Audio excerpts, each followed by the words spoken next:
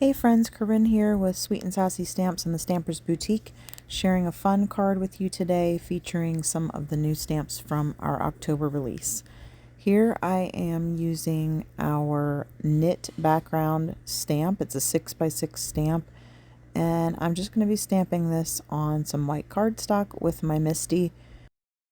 I have never used this stamp before, so I'm just kind of rubbing my hand all over the surface of it just to kind of prime it, if you will, to prep it for the ink.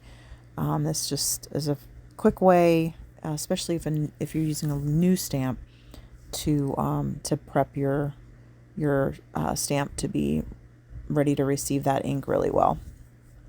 And I'm double stamping it with my Misty. I love that I can line that up and do that until I'm satisfied with how dark the ink is.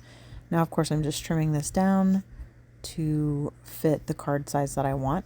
I'm going to use some Distress Oxide ink, and I'm going to just apply that with the ink blending technique and a jumbo sponge dauber all around my edges. It's the same ink that I used to stamp the stamp, but then I didn't really thought that it would be nice to be a little bit darker, so I did grab a darker ink, a darker gray, the Hickory Smoke Distress Oxide ink, and then I added that to kind of make it a little darker. I'm just matting this on my card base, and now I'm going to stamp some images from the Sweater Weather stamp set.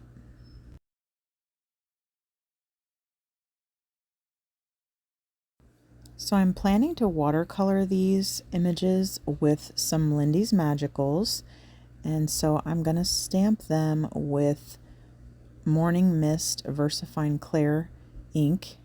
It's a nice gray ink, and it will work really well with the watercolor, with my plans to watercolor. And so here are my Magicals. If you guys have never played with these, I totally recommend you give them a try. They're so much fun. I love creating backgrounds with them, but you can do a lot of other cool things with them. So what I'm doing is I'm using a large clear block as a palette, and I'm just picking up a little bit of this pigment powder with the end of a dry paintbrush and just tapping it onto my block to just get some of these colors on here.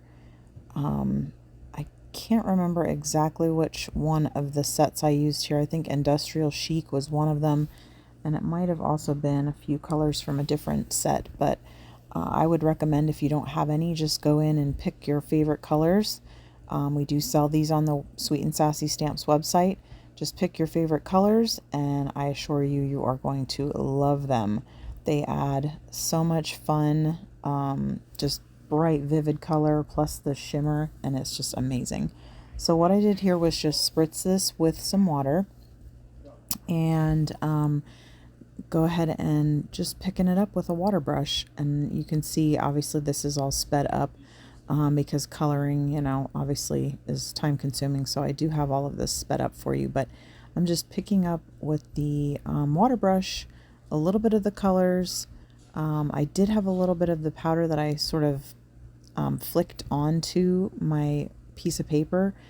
Some of it was kind of by mistake, and some of it I did on purpose. And I did spritz that paper as well, just so you could kind of see how the Magicals come to life when they are activated with water. So now I'm just going to go ahead and color this with using the Magicals as my watercolors, and with just a simple water brush.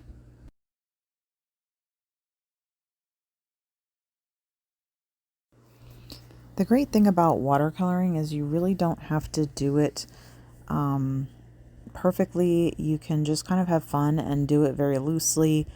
I do like to add shading wherever I think that there should be shading, but you really can just play with it. Now what I did here was I went and dried it in between the layers, and so I'm coming back in now that this is dry, and I'm adding a little bit more of that shading. But you can just very loosely do like a kind of a color wash over these images, over your images, and make it just very free and organic looking. You really don't have to Be meticulous if you don't want to. You don't have to have a ton of talent to be able to use these magicals to kind of, to watercolor, to add a little bit of color. So here I needed a little bit more of that one color, and I'm just dabbed some of that excess, and then I went and die cut those images with the new sweater weather dies. So here I'm just flicking some of that excess color. You can see I'm trying to show you the shimmer. It's just so beautiful. It's hard to capture on video. But I do not waste anything, you guys. If you know me, you know I don't waste. I don't like to waste all of this ink, this amazing ink.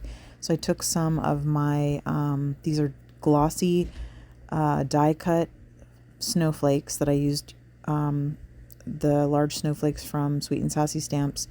And then I even am picking up the rest of that ink, and I'm going to use this little panel on my card too. So I used all of that amazing Lindy's pigment powder. I did not waste any of it. Now I'm going to take that little panel that I had created just a moment ago, and I'm going to stamp over it with the large snowflake background that also was released this month. And now you can see there I am, not wasting any of that ink. Now I'm going to take that Morning Mist ink pad again, and I'm just going to add some texture with the Texture Tiles 3 stamp set onto my panel using some art glitter glue now, and I'm going to glue this panel down and trim that, and then glue that down onto another small white panel. So I love the art glitter glue. It's a great glue. We do also carry this in our shop on sweetandssassystamps.com. So now I'm taking one of those cool snowflakes that I had previously die cut out of white glossy paper, and then I picked up some of that cool ink that was left over, just using some foam tape to put that down.